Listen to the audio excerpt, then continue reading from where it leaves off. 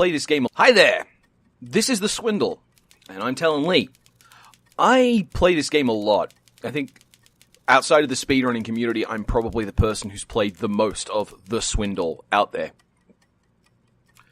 It's a roguelike platformer game, and I thought what I might do, which might be a bit fun, was to take runs of this game and play up to my first death, and then share them on YouTube to show how someone experienced with the game handles things, and maybe give you some ideas of some tricks that you could use when you want to approach this game yourself. You start off in your airship, and because there's nothing else you do, you head straight to your first heist. Now, if you notice the jump there, yeah, I was adjusting for the volume. You can hit guards in the face in the first couple of levels. It's generally a bit risky to try it. You can also creep down over the edge of things, you can see there, by holding shift, and that lets you hit people from behind. That's me trying and failing to hit a guard in the face, you might notice. Because that guard's coming down an incline, it's really risky to try and hit him in the face. One of the things with this game that I learned early on is to try and minimize the amount of time I spend waiting for things. If something's going to take a while, try and find something else to do, or use that time to focus on other things. That's a computer that we just passed. We'll get to that.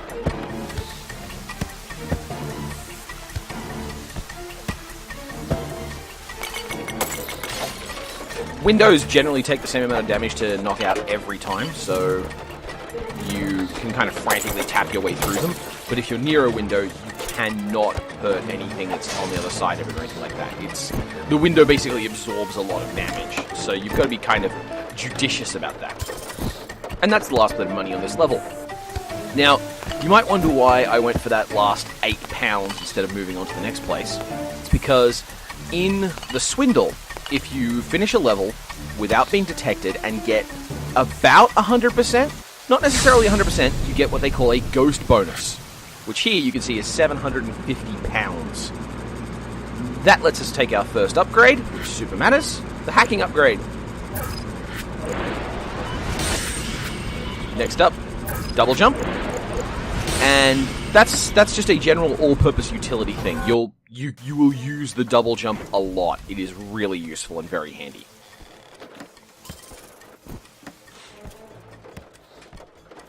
Again, we actually had a pretty good first day, so I don't want to risk it by getting spotted early on in a level. Even though you can try punching these guys in the face, but there's more stuff to do now. Again, the creep down, so you get as far to the side as possible. Now, one undocumented feature about the money and computers is if you can't afford the hacking bonus and don't have hacking in a level, it doesn't count the computers for your ghost bonus possible. So you can go without the hacking bonus for a couple of levels and get ghost bonuses off just the cash in the level. The problem that crops up with that is it's just not that much money. It's only £750 in the early levels. And you'll get more than that out of just one or two computers. And we're out again. Now you see how we had an XP increase? That means that our total take, ghost bonus and cash, will get multiplied by that much as we progress going forward. That's really nice, and it will add up quickly. It can get up to, I think, 5 times, but I've only very rarely gotten it there. You actually are more likely to get the basilisk than you are to do that. Okay, here we go. This one's a tricky jump. Because... yeah, see, coming at opponents down from above makes it more likely you won't get caught in their vision, which means you can whap them on the way down and run less risk of getting caught. These guards are out of sync with one another, so take it slow, don't get too cocky. Now, when I hack computers, I just hold down the hack button and mash all the directions. Odds are really good you'll get it done as quickly as possible. Now, you can't do that with everything.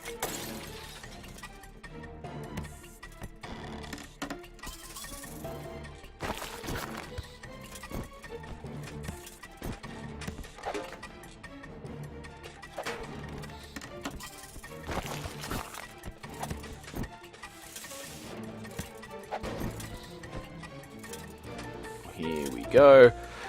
When you're going through these levels, you want to try and think in terms of how you're getting out again. That 3-pane window is normally a pretty big barrier because you can't jump that high very easily. And when you've only got one jump, which you might have at this level, that's a problem. You have to use the higher jump you get off climbing off the edge of something, and that can be really difficult. And we are out. This will bring us up to over 3,000 pounds. That means it's time to go buy some bombs. Personally, I didn't like getting bombs early when I played this game, because they felt dangerous. I was uncomfortable with the risk of them, and I felt like they shouldn't be necessary. The problem is the game can spawn items in physically unattainable locations, and when that happens, you've pretty much got no option but to run over and blow a hole in the floor. Bombs are definitely something you use once everything in an area is dead. It's very tricky to deal with otherwise.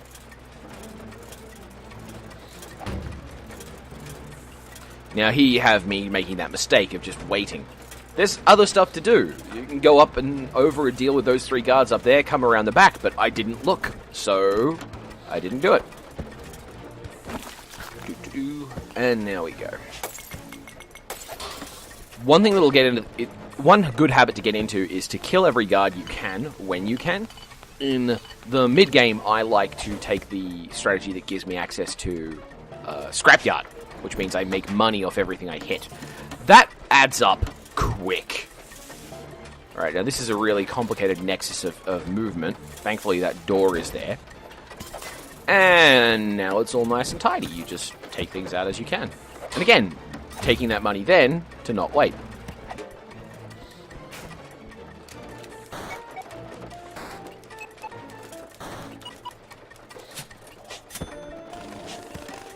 Now, these roller guards are kind of an interesting problem. They move quite slowly, except when they're moving downhill.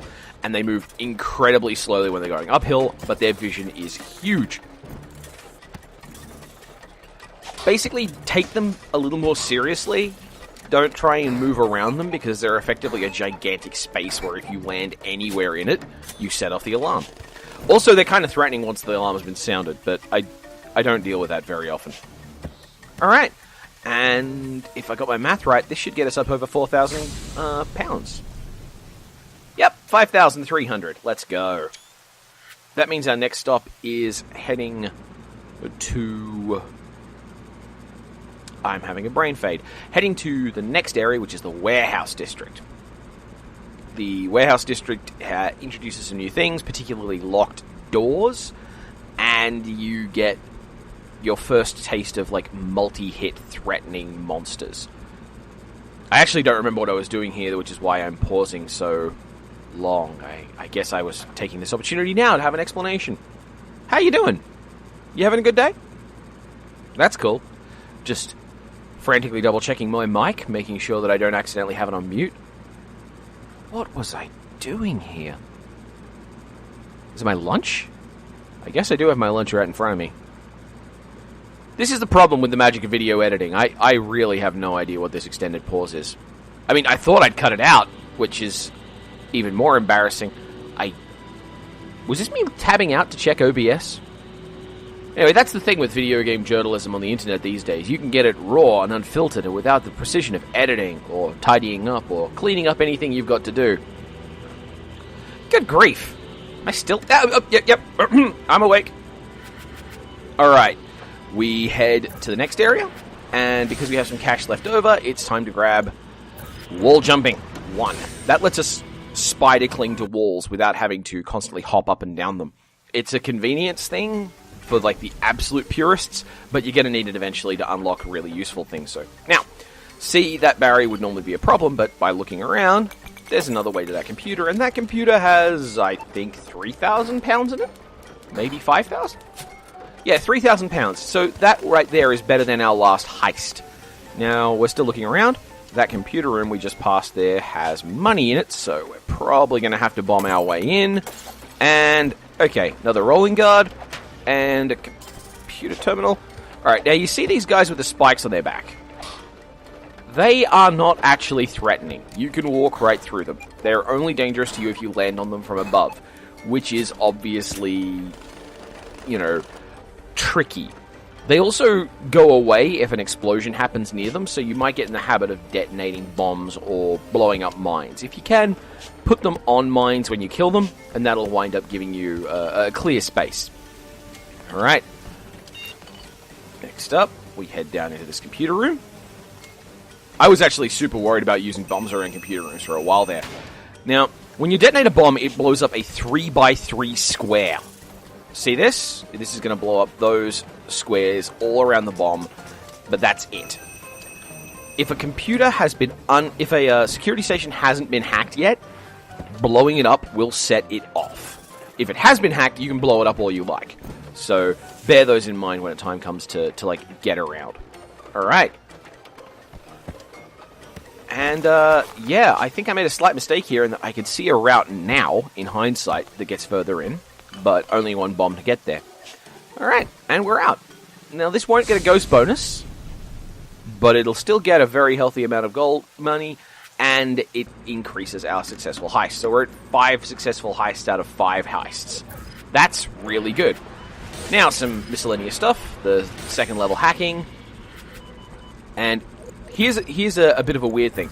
You want bionic eyes as early as you can get it, because the game has a glitch sometimes where when you hack a security door, you'll wind up stuck in place, and the game has no way to tell you why you are stuck in place. You need to do something to get you out of that. There are 2 ways to do it that I know of, one of which is looking up and down, which means the bionic eye is the cheapest way to get it.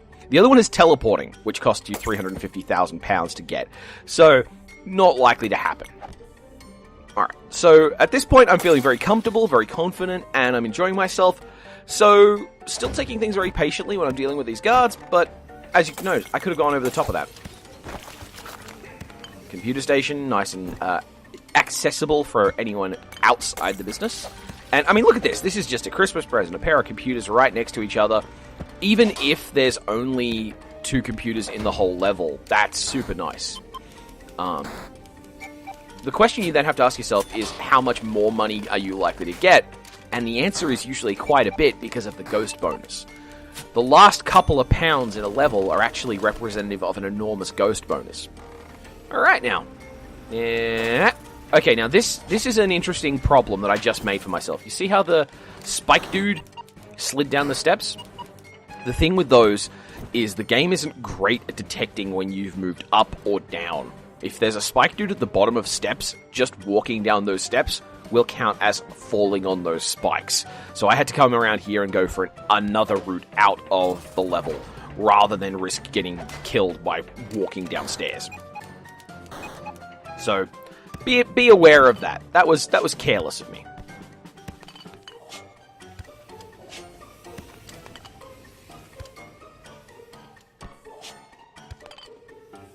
Alright, and time to explore down below.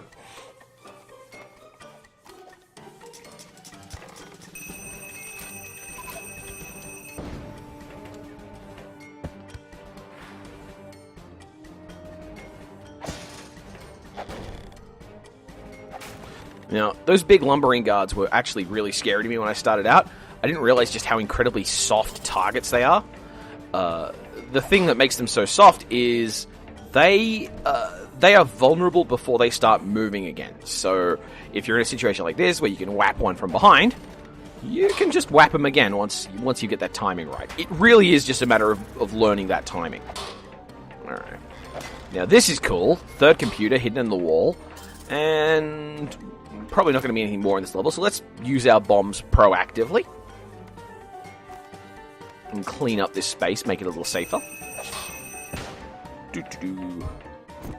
Now, here's another thing. I wanted to try and have a little ledge so I could slide down it rather than necessarily just having open space. It would be tidier, but that means I would run the risk of at some point jumping up into this guard's line of vision as opposed to coming out from above. Also, in these cases where a computer is right at the corner, you can stand on top of the thing and just provide some useful input and hack the computer. But, it's not likely to come up except in the very last level when you're dealing with a lot of blown up material.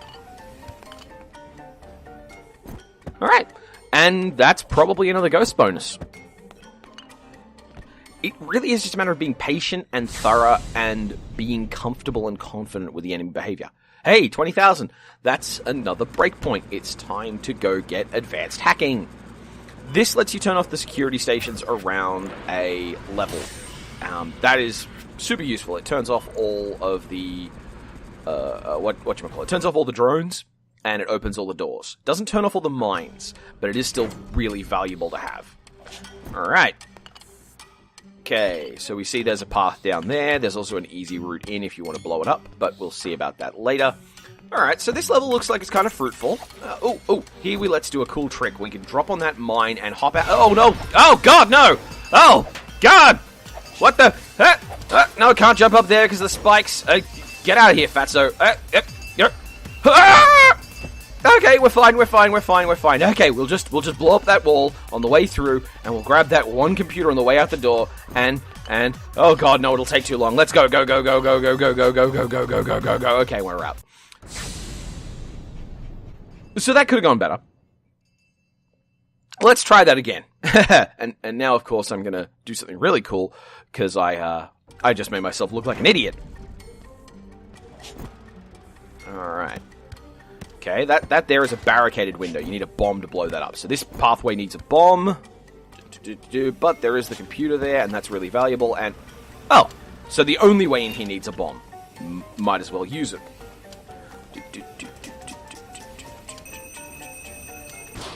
Okay, now we hack this computer. Now, with this computer hack, you have to be patient. You have to watch for the prompts and fire them. Always take your time with these, because if you fluff it, you set off all the alarms and you've got to go on a panicky run. I hate these little guys. They're, just notice, I think of most of the computers and most of the machines in this as kind of boyish. Maybe it's a McElroy thing, little digital boys, little steampunk. Here at King Telecoms. Alright, okay, so into the back entrance, cleaning up mines as we go. You can just tap them to hack them and then move away from them. See? Alright. There's some money there. That will be essential to getting ghosts, so... Alright, how to get this. Okay, I can plant a bomb on that wall. Gotta be very close, but I can plant a bomb on that wall, and... Oh, no! Oh, no. I used my double jump to get here. I won't have my double jump when I'm done, and that means when the animation of the setting of the bomb stops...